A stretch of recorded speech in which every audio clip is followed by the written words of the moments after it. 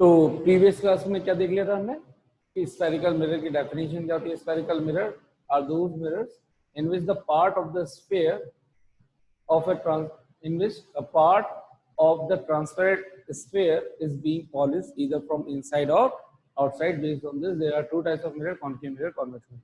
Concave mirror हमने बताया कि जिसके अंदर पॉलिशिंग होगी आउटसाइड टू द सरफेस उसको बोलेंगे कॉन्केव मिरर, और वो मिरर जिसके अंदर पॉलिशिंग होगी इनसाइड। ठीक है, अब ट्रिक बताने के लिए मैंने ट्रिक भी बता दिया आप लोगों को कि केव का मतलब गुफा, गुफा के अंदर कोई चीज जाएगी, यानी कि जो भी चीज आप जहां पे अप्लाई करोगे उसको लाइट मान लो। तो लाइट अगर गुफा में जा रही है तो वो कौन हो गया? केव। तो भैया लाइट लाइट कहाँ पे जा रही है? मान लीजिए ये मान लिया मैंने, क्या माना? तो ये लाइट किसके अंदर जा रही है साहब? ये क्या हो गई? केव, गुफा हो गई ना। लाइट जा रही है तो ये कौन? दिस इज कौन? केव, कॉनकेव मिरर। ठीक इसी तरह से हमारे जब लग जाती है तो स्वेलिंग आ जाती है। स्वेलिंग के ऊपर आप कुछ कुछ लगाते हो, कुछ कुछ क्या लगाते हो? किसी न किसी तरह का वैक्स लगाते हो। तो इसका मतलब ऊपर जब भी कुछ लाइट स्वेलिंग सरफेस पर जब लाइट फॉल हो जाए तो लाइट फॉल तभी स्वेलिंग सरफेस पर हो सकती है जब वो इनसाइड से पॉलिश हो। तो जब भी लाइट स्वेलिंग सरफेस पर फॉल हो जाए तो उस पर लगाना है क्या? वैक्स। चाहे वो आयोडेक्स हो, चाहे मूव हो, चाहे कुछ भी हो, किसी न किसी तरह का वैक्स। तो वो कौन? Wax. So this is convex, this is concave, concave mirror, convex mirror. Then I guess अब नहीं बोलोगे आप, ये दोनों को अच्छे से समझ में आ गया साहब? हाँ भाई, तो हमने डेफिनेशन देख ली, सब कुछ हो गया। अब बात करते हैं terminologies related to spherical mirrors. Spherical mirror से रिलेटेड टर्मिनोलॉजीज क्या क्या है तो वो देखते हैं। जो टर्मिनोलॉजी मैं अभी बताऊंगा वो फाइनल आपके लास्ट एग्जाम्स तक काम आएंगी, चाहे वो 11th 12th लेवल तक हो, सब आपको ध्यान में रखनी टर्मिनोलॉजीज। तो सबसे पहले हमने क्या बना दिया? लेट्स सपोज पहले बाय डिफॉल्ट हम बनाएंगे कॉनकेव मिरर, और जो टर्मिनोलॉजी कॉनकेव मिरर के लिए है वो terminologies will be valid as well as for convex mirror. So ये बना दिया हमने क्या? A B concave mirror. तो ये जो ए बी है, इस लाइन को अगर मैं बिल्कुल स्ट्रेट ज्वाइन कर दूं, बिल्कुल सीधी line, dash dash dash dotted dotted dotted dotted, तो ये जो इसकी ये लेंथ है ये वाली, that is called the size of mirror, और उसका टेक्निकल नाम दे रखा है हमने अपर्चर ऑफ द मिरर। ठीक है, aperture of the mirror. What is aperture of the mirror? यहाँ पे क्या बोल दी जाएगी? A B. ये सिंपली किस चीज को रिप्रेजेंट करती है? यहाँ पे मेरे को आगे बनाना भी पड़ेगा, इधर लिख देता हूँ टर्मिनोलॉजी। अपर्चर, अपर्चर का मतलब साइज ऑफ मिरर। यहाँ कौन रिप्रेजेंट कर रहा है? A B. ठीक, 12th में हम देखेंगे कि दो तरह की अपर्चर हो जाएगी, एक लीनियर, एक स्फेरिकल अपर्चर। तो स्फेरिकल अपर्चर तो ये हो ही रही है, ए बी है, कर्व शेप है, और लीनियर ए बी। तो आप लोगों के लिए सिर्फ aperture, aperture means size of mirror A B. अच्छा, ये जो भी साइज है इस कर्व मिरर के का बिल्कुल मिड पॉइंट वो कहलाएगा इसका पोल, और इसको रिप्रेजेंट करेंगे सिंबल पी से। तो सेकेंड पॉइंट पी को बोलते हैं पोल। पोल क्या है? Point P. ये क्या है? Exact mid point of curve mirror, जो भी जिस भी, चाहे वो कॉन्वेक्स हो चाहे concave. So mid point of curve या स्फेरिकल मिरर। कर्व मिरर बोले या स्फेरिकल मिरर बोले, बात है। ठीक, अच्छा, फिर इसके बाद बात करेंगे हम सेंटर ऑफ कर्वेचर। तो what is centre of curvature? इसको रिप्रेजेंट करेंगे पॉइंट सी से। तो सेंटर ऑफ कर्वेचर, ये जो हमने कर्व बनाया है इसको ही एक्चुअल में क्या बोल रहे हैं? हम कर्वेचर बोल रहे हैं। कर्वेचर क्यों बोल रहे हैं? क्योंकि अगर इसका मैं पूरा प्रोड्यूस कर दूं तो ये क्या बना रहा है? एक स्फेयर बना रहा होगा। ठीक है, बोर्ड पर तो नो डाउट आपको एक सर्कल नजर आएगा, लेकिन ये हम 3D की बात कर रहे हैं, तो 3D और 2D हो, तो आप समझने के लिए आप चाहो सर्कल मान लो या स्फेयर मान लो। तो ये हो गया हमारा क्या? इस सर्कल या स्फेयर का जो सेंटर है उसी को बोलते हैं सेंटर ऑफ कर्वेचर।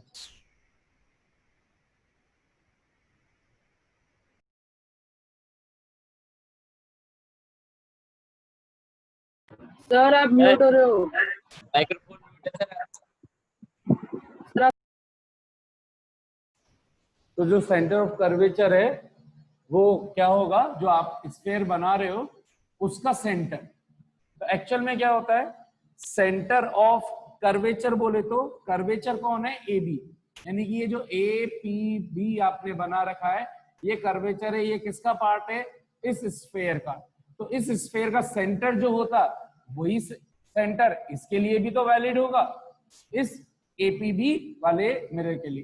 तो इसलिए हम ये पोर्शन शो नहीं करते हैं, सिर्फ हम सी पॉइंट वो पॉइंट बनाते हैं कि माइंड में आप सोच लो कि डायग्राम में स्फीयर कैसे कंप्लीट हो रहा होता है, उसका सेंटर जो है वही कहला जाएगा सेंटर ऑफ कर्वेचर।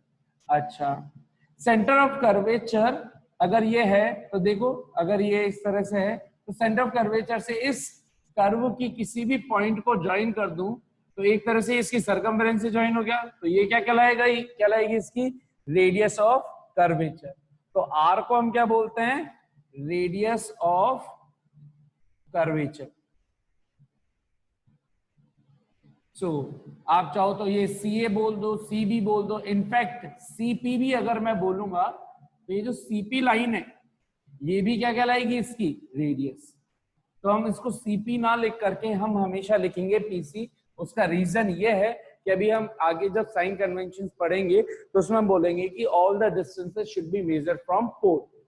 तो ये हो गई आपकी radius of curvature. Better clarity के लिए मैं इसको गायब कर देता हूं। अच्छा, फिर इसके बाद बात करते हैं प्रिंसिपल एक्सिस की। Principal axis,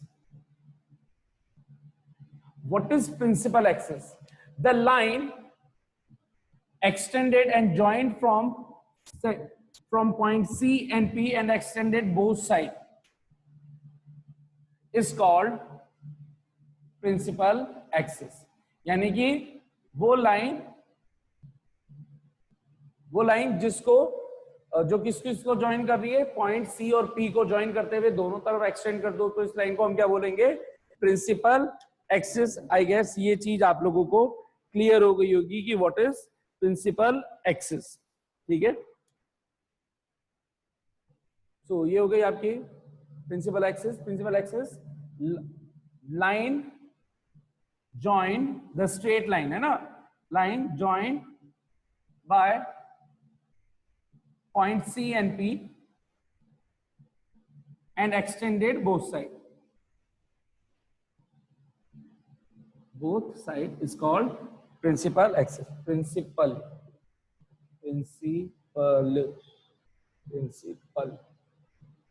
axis। ठीक है, so this is principal axis।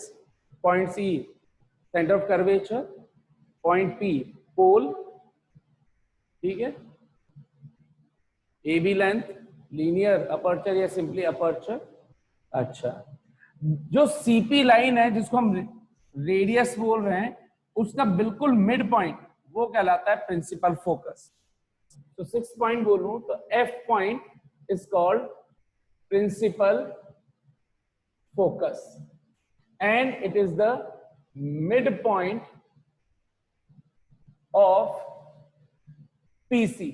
यानी कि अगर मैं बोलूं कि ये P और C का बिल्कुल मिड पॉइंट है और इसको नेक्स्ट इसके बाद हम डिफाइन करेंगे स्मॉल f, तो वो कहलाएगी इसकी focal length measured from pole. यानी कि P और कैपिटल F के बीच की डिस्टेंस, इसको बोला जाएगा क्या, स्मॉल f फोकल लेंथ। तो इसको बोला जाता है focal length of the mirror. और फोकल लेंथ क्या होती है, ये distance between pole and principal focus. Principal focus बोलो या सिंपली फोकस बोलो, बात एक ही। यानी कि this PF distance is called क्या, focal length. And since F is the mid point of PC, इसका मतलब ये डिस्टेंस रेडियस की क्या हो जानी चाहिए, half. So always remember small f is equals to r by 2, very important relation आपका। तो ये कुछ टर्मिनोलॉजीज है, इससे रिलेटेड आपको ध्यान रखना है। तो हमने देख लिया पोल, देख लिया सेंटर ऑफ कर्वेचर, देख लिया रेडियस ऑफ कर्वेचर, देख लिया प्रिंसिपल एक्सिस, देख ली अपर्चर, देख लिया प्रिंसिपल फोकस, देख लिया फोकल लेंथ, देख लिया। एक लास्ट और बता देता हूं, focal plane. Focal plane, focal plane क्या होता है? प्रिंसिपल एक्सिस पर वो वर्टिकल प्लेन जो प्रिंसिपल एक्सिस के हो परपेंडिकुलर, यहां नहीं बनाना पड़ेगा, बनाना यही पड़ेगा, जो प्रिंसिपल एक्सिस के हो परपेंडिकुलर और जो एफ पॉइंट हो वो इससे पास हो रहा हो। तो कैसे बनाऊंगा? देखिए ये मान लीजिए ये वाला ये जो मार्कर है इसको आप मान लीजिए क्या, ये प्रिंसिपल एक्सिस है, और जहां ये ब्लैक ब्लैक है ये वाला पोर्शन रिंग वाला, इसको आप मान लीजिए कि इस जगह पे कौन सा पॉइंट है? एफ पॉइंट है। तो ये एक मैं यहां पर ऐसे एक फ्रेम बना दूं, तो वो फ्रेम जिसके अंदर पॉइंट एफ आ रहा हो, इस तरह से एक पूरा फ्रेम बना दो इसके चारों तरफ, और जो इस प्रिंसिपल एक्सिस के परपेंडिकुलर भी हो, ये इस तरह से मैं इस पेन को रोटेट कर रहा हूं, इस मार्कर को, ये वाला जो प्लेन बन रहा है, तो ये प्लेन कहलाएगा आपका क्या? फोकल प्लेन, जो प्रिंसिपल एक्सिस के परपेंडिकुलर हो और एफ पॉइंट जिसमें लाई कर रहा हो, इस प्लेन को बोलते हैं क्या? Focal plane. तो focal plane, plane which is perpendicular to principal axis containing the focus point। और ये वो पॉइंट होता है जिसमें अगर रेज जब पैरेलल आती हैं, चाहे कोई सा भी मिरर हो, कॉन्वेक्स चाहे कॉनकेव, तो जो भी रेज अगर एक दूसरे के पैरेलल है, चाहे वो खुद प्रिंसिपल एक्सिस के पैरेलल हो या खुद एक दूसरे के पैरेलल हो, यानी कि रेज हो सकता है पैरेलल ऐसे आए और ऐसे आ रही होंगी तो प्रिंसिपल एक्सिस के पैरेलल होगी, या फिर रेज इस तरह से भी आ सकती है, ये इस तरह से। तो हिट होने के बाद जो भी रिफ्लेक्शन होगा सॉरी, वो इस तरह से होगा कि वो फोकल पॉइंट, जो ये इनका इमेज पॉइंट आएगा, अभी आगे बताता हूं कैसे आएगा। एफ पॉइंट अगर ये है प्रिंसिपल फोकस, तो उसी प्लेन के अंदर कहीं पे जाकर के मीट करेंगी, यानी कि ये वाली तो मीट करेंगी सब की सब प्रिंसिपल एक्सिस पर, जो पैरेलल एक दूसरे के हों और साथ ही साथ प्रिंसिपल एक्सिस के भी हों, वो मीट करेंगी एफ पॉइंट पर। ये आगे भी बताने वाला हूं, बस वो आगे भी आता, थोड़ा सा मैंने अभी यही बता दिया। कंफ्यूज मत होना, कंफ्यूज हो तो अभी इस पॉइंट को छोड़ सकते हो, अभी जस्ट आगे जब हम इमेज फॉर्मेशन करेंगे तो ये दोनों पॉइंट कवर अप हो जाएंगे आप लोगों के, ठीक है। So these are the terminologies related to the क्या? Spherical mirror. हाँ भाई, आई गेस यहां तक कितनों को समझ में? The same terminologies are valid for convex mirror as well. जैसे ये बना दिया मैंने कॉन्वेक्स, इसको पॉलिश कर दिया इनसाइड से, ये था कॉनकेव जिसकी पॉलिशिंग थी आउटसाइड, ध्यान देना है। तो इसका मिड पॉइंट तो क्या हो गया? P point. इसका स्फीयर कहां पे कंप्लीट हो रहा होता? उसका सेंटर, इसका कहलाएगा सेंटर ऑफ कर्वेचर। इन दोनों को ज्वाइन कर दें और एक्सटेंड कर दें तो ये कहलाएगी इसकी क्या? प्रिंसिप, यानी कि प्रिंसिपल एक्सिस। इनका मिड पॉइंट कहलाएगा capital F, focus point. P से एफ की लेंथ कहलाएगी फोकल लेंथ, और ये इनके एंड पॉइंट्स जहां पे इनके बीच की जो स्ट्रेट डिस्टेंस है ये कहलाएगी इसके क्या? अपर्चर। और यहां पर अगर एक प्लेन बना दो तो वो फोकल प्लेन हो जाएगा जो प्रिंसिपल एक्सिस के परपेंडिकुलर हो, ये सारी चीज। और ये distance between P and C ये क्या कहलाएगी? इसकी radius of curvature.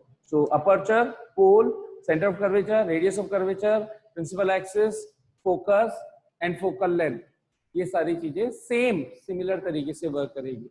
Centre of curvature ध्यान रखना है भाई, उस डायरेक्शन में बनेगा जिस डायरेक्शन में स्फीयर, या आप समझने के लिए बोल दें तो सर्कल जिस डायरेक्शन में कंप्लीट हो रहा हो। अभी भावनाओं को समझना है, ये मत कहना कि सर सर्कल तो इधर तो थोड़ा ज्यादा चला गया। भावनाओं को समझने की कोशिश करना, स्फीयर ही मान करके काम करना है। तो स्फीयर जहां पे बनेगा उसका सेंटर ऑफ कर्वेचर, ठीक है। मिड पॉइंट एफ पॉइंट, ठीक है सर। आगे के ये कॉन्वेक्स के लिए भी समझ में कितनों को अच्छे से आ गया सारा कुछ?